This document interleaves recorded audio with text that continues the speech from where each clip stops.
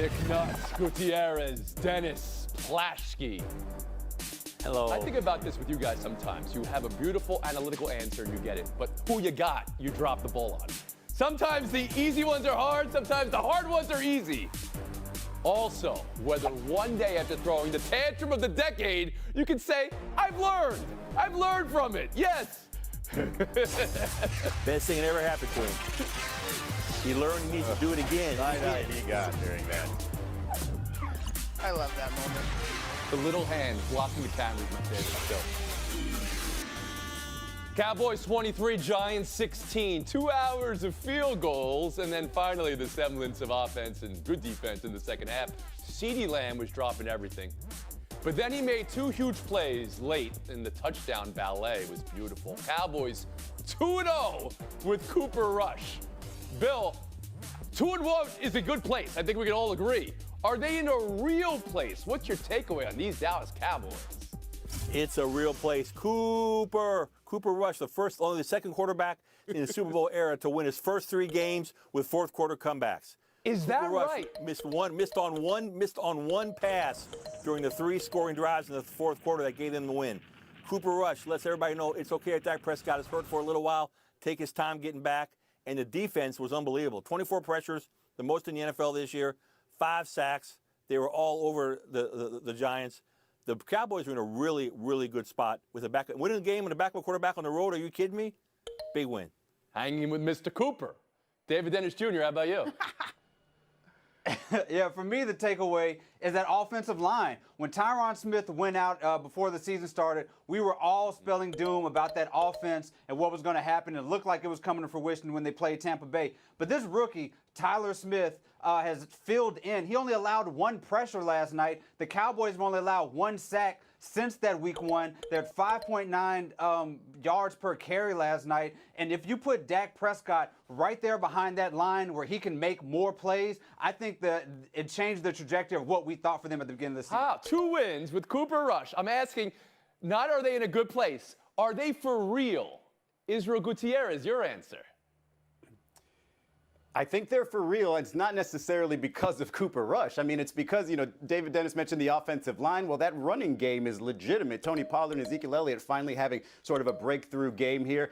And look, you talk about that defense with Micah Parsons and DeMarcus Lawrence. Like, that's what's going to win them games, is consistently keeping their team in it and keeping Cooper Rush to being able to either hand it off or make plays out of play action. That's sort of the best situation you want to be in if you're a backup quarterback, is have a great defense, have a strong running game, strong offensive line, and just don't mess up. And obviously you get lost Amari Cooper, you lost Wilson, you didn't have their tight end today, had to go to CeeDee Lamb a lot, and even with him dropping the ball early, still had the confidence in him late. I just think that this is a team made up to win this season, and with Dak Prescott back, I think they're This is blowing my mind. So that's three telling me they are for real. Monica McNutt, I turn to you.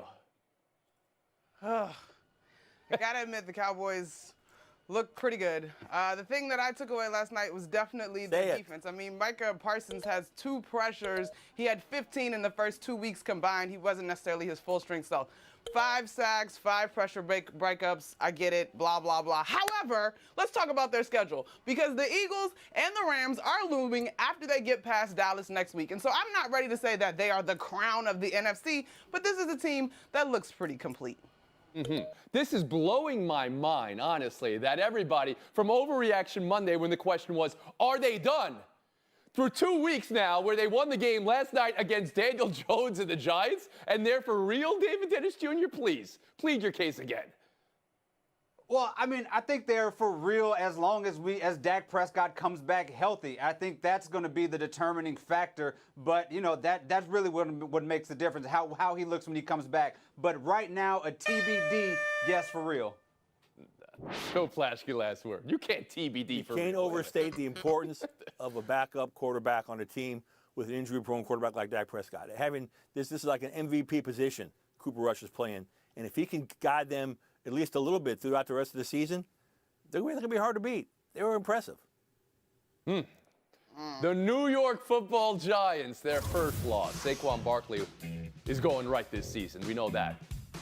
Some of the penalties went wrong for the team yesterday. Brian Daboll first-year coach, gives great apoplectic when penalties happen. Is anybody feeling a buzz back in New York? David, are you? I'm feeling a buzz about Daniel Jones. Like, this was, we're going to focus on the sacks. He only had 196 yards, but he actually looked better than he's looked in a long time. There were a few passes, 2 bad drop passes in that fourth quarter. There was a horrible pass interference call that should have made that game closer, would have made his performance a lot better. But with that said, as good as he's playing, it only highlights how bad that wide receiving core is and what that front office needs to do. They haven't had a Pro Bowl wide receiver since 2016. That front office needs to do something to help this quarterback.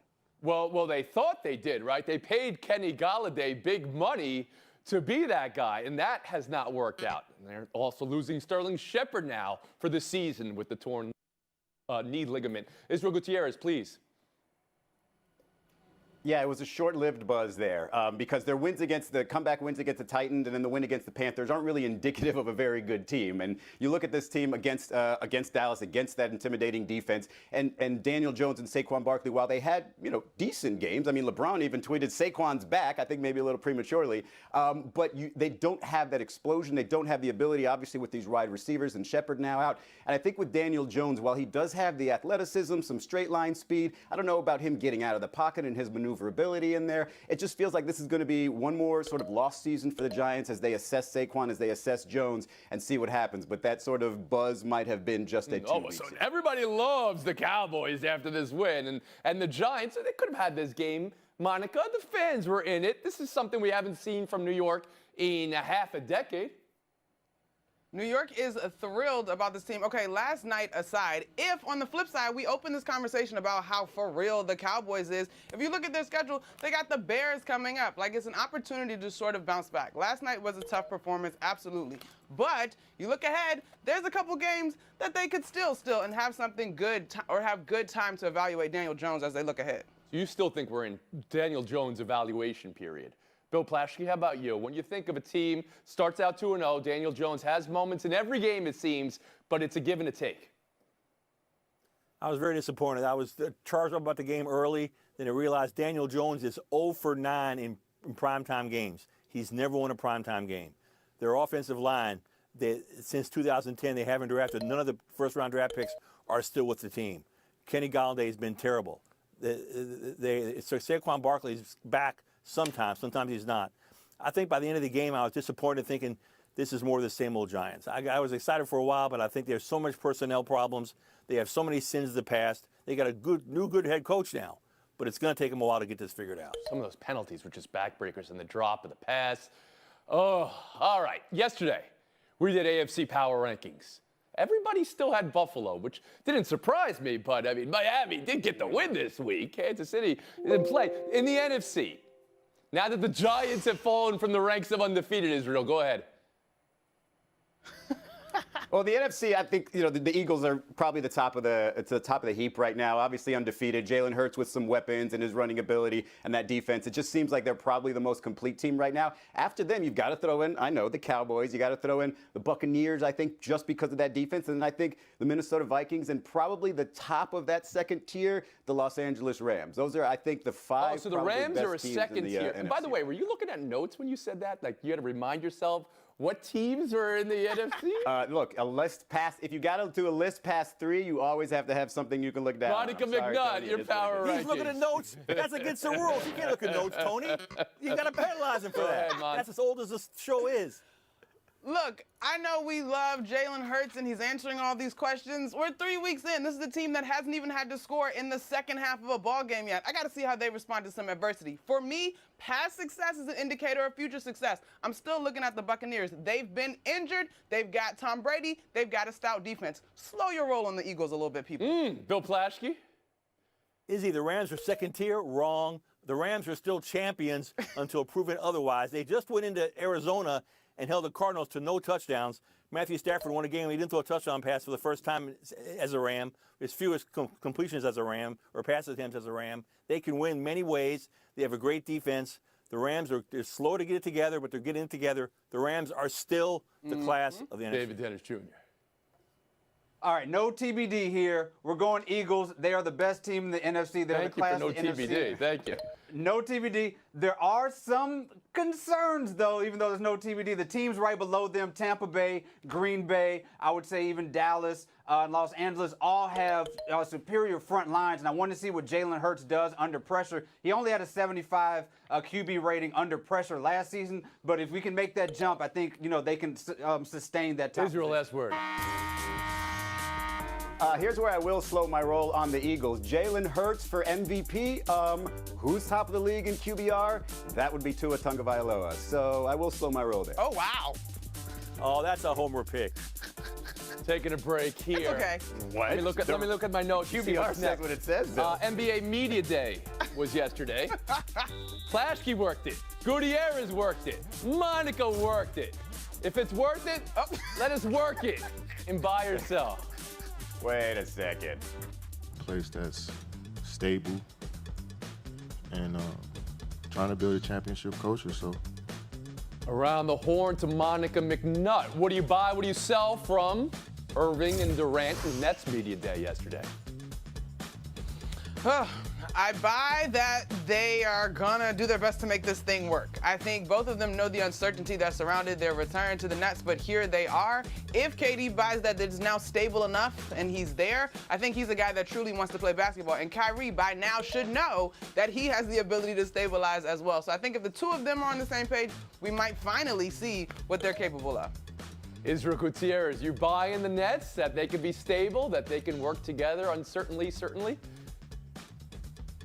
No, I'm selling it. I mean, so far everything about this team has been a failure. The big three has been a failure. The attempt at last year's, playoff attempts was a failure. Kevin Durant's trade request was a failure. And now you're supposed to expect them to be all together and happy-go-lucky and be unified when a lot of these problems that cropped up over the last couple of years probably still could. There's still questions about Steve Nash internally and his coaching ability. So I don't think there's any sort of obvious winning season for a great season for the Monica, you want back in, but not yet. David Dennis Jr. Okay. Yeah, I'm selling all of this. Media Day, you hear words like excited, happy to be here. Kevin Durant said not disappointed. It was just like he couldn't get a trade yet, and he just happened to, show up to work because that's what he had to do. And what's worse is Kyrie Irving, who seems to be even further off the deep end, and he used words like cluster F and awkward, and this seems more combustible than even it was last And season. Bill Flashkey. Yeah, everything Kevin Durant said was a problem. It's still a problem. He didn't say they fixed anything. He didn't say he's happy to be there or because it was all roses. No, it's a mess there. I still think he's got something against Kyrie. I think because Kyrie was part of the distraction last year. They got to work it out. Simmons is not ready. It's a mess. All right, Monica, back in. Okay, everything that was the issue last year isn't completely the issue. Kyrie is back. I really do think that it's about these two guys being able to work it out. Blame me for being optimistic, but they were a big part of the problem. They could be a big part of the solution. Monica, not disappointed with Media Day for the Brooklyn Nets. Everybody in this team has talked about it like a marriage, right? And sometimes you get fights and you have to come back together. Exactly. All right. Buy or sell too. Celtics Suns with their media availability yesterday. Just caught off surprise. Nobody really knows anything, so we're just in the wind just like everybody else. Obviously things haven't gone the way we expected, but like I said, that's life. So the best thing you could do is move on. I think I'm in agreement with selling a team. I think that's the best outcome for everyone involved. The players, the fans, the staffers, everyone that was impacted on so many levels. David, of course, the Udoka and the Sarver situations aren't similar. I mean, they're wildly different. But how do you hear that, and how do you consider off the court when it comes to affecting on the court for these two teams? Yeah, I'm hearing players who are deeply affected by this. The Celtics seem shell-shocked by this recent news, and the Suns seem genuinely hurt. And when I hear these players, I can't help but think about the people who are actually hurt by this, who don't have microphones. The women in the Celtics organizations who were plastered across social media, the people who are victims directly of Sarver's attacks, who cannot speak for themselves. So those are the people who I'm thinking about, and I'm glad the players tried to highlight them also. On the spot, though, do you believe off the court will affect on the court for both of these teams, either of these teams, David? You project a come down for Boston and Phoenix? I think Boston more so. I mean, they have to adjust to a whole new coach. I mean, I think it's going to impact them on the floor the most. The Suns are a little bit more far removed from an owner. Plaschke. Yeah, my heart goes out to everyone who was victimized or made uncomfortable by this. But the question is, how is it going to affect the Suns and the Celtics? The Suns, not so much. They don't play for the owner. The Celtics affected deeply. They play for the coach. The coach is gone. They seem confused. You can hear it in their voices. This is going to be a long year in Boston. Monica McNutt, you see it that way? Yeah, I completely agree with Plaschke, and I think having covered the Celtics last year through the finals run, I genuinely, when Marcus Smart says they don't know what's going on, I'm sure they were shocked. I mean, Jaylen Brown is being hung out there as a trade piece, and now all of a sudden you got a new coach. Like, it's just wild in Boston. Israel Gutierrez. Yeah, I'm in agreement there. If you remember last year, this team needed Ime Udoka to bring them together after a tumultuous early month or two, and he really did. And some of those problems could still crop up again, and will they be able to sort of settle them without him on the sideline? We don't know yet, so I definitely think it's going to affect them on the floor. Now, buy or sell 3. Bill, your Los Angeles Lakers. We're treating this season like we have a chip on our shoulder. We're the underdogs. Obviously, the world is looking to see what we do. You know, there's definitely a chip on my shoulder, a chip on our shoulder, and you know, just wearing this uniform is unacceptable. It's just unacceptable not to be able to compete for a championship. Yeah, Russ, you said you're buying into the Lakers. Do you think the Lakers are buying into you? Do you think the Lakers want you here? I mean, whether that they want me here or not, it doesn't really matter. Honestly, my job is to be a professional, show up to work like I've always done thus far, do my job the best way I know how to, and that's it. Got to tell you, Plaschke, you pull no punch there with the question to Russell Westbrook. What are you buying? What are you selling from what you heard yesterday in Media Day? Well, I hated to ask the question, but somebody had to ask. It's an obvious question. Does he feel the Lakers want him there? The Lakers are trying to trade him. Russell Westbrook, they're in Russell Westbrook hell right now. It's overshadowed the whole media day. Everybody's waiting to see what happens with him. It's a nightmare right now over there. Specifically on the Lakers saying we're underdogs this year, Anthony Davis and LeBron follow. Well, they actually are underdogs. There's no talk of championships. There's no talk of playoffs. There's no talk of contention. So, yeah, he's underdogs. You're darn right he is, because nobody thinks they can win, because I don't think they can. Monica, are the Lakers underdogs? To embody my Anthony Davis, I'm treating the show like I have the second lowest points because that's a fact right now on this show. So, yeah, they're underdogs. Are you kidding me? Israel? I mean, if Plaschke doesn't think they can win, I'm pretty sure they're underdogs here. But look, I've got 8 teams going into this season in their conference that I think are better going in. Don't ask me what 8 teams they are, because I could probably only give you 3 without looking. All right. And David, I know the Russell Westbrook, Bill's question, Russell, and Russell's existence. The team right now is what you're focusing on. Yeah, but I'm also a little worried about Anthony Davis having that chip on his shoulder. I wonder if that's going to put him on the injured list or not. He didn't. No, he didn't. You got jokes, David, but I'm not here for rewarding that. Going the wrong way. David Dennis Jr., Israel Gutierrez, Plaschke, and McNutt in Showdown next. All right. That home run. McNutt? I think he'll get it. He has the career high in terms of home runs versus the Blue Jays. They're on the schedule, and he's at 9 against the Orioles. They're on the schedule as well. You really look at the schedule, Monica McNutt. You are a disciple of Woody Page on this year's show. We'll split the point. We'll move on. 3 weeks ago, Ken Dorsey. Yeah, well, I'm not, I'd like to think I'm not too much of a psychopath. Sunday, Ken Dorsey. And now, Ken Dorsey. It's something I'm going to learn from and make sure, let's correct and move forward. Does he need to learn from him, Monica? What did he learn? What did you learn today about Ken Dorsey? Well, the only thing he learned was to put something in front of the camera first. Otherwise, no, don't change a bit, Ken Dorsey. Let us see it. Bill? When's the hand? I want to see the hand have a press conference. The hand was as big as Ken Dorsey was. Ken Dorsey needs to keep doing it. Everybody loved it. Everybody's inspired by it. Keep doing it. Let him see it. Let the world see it. Monica McNutt, 30 seconds of FaceTime. Despite a former Baylor head coach being in the headlines for showing that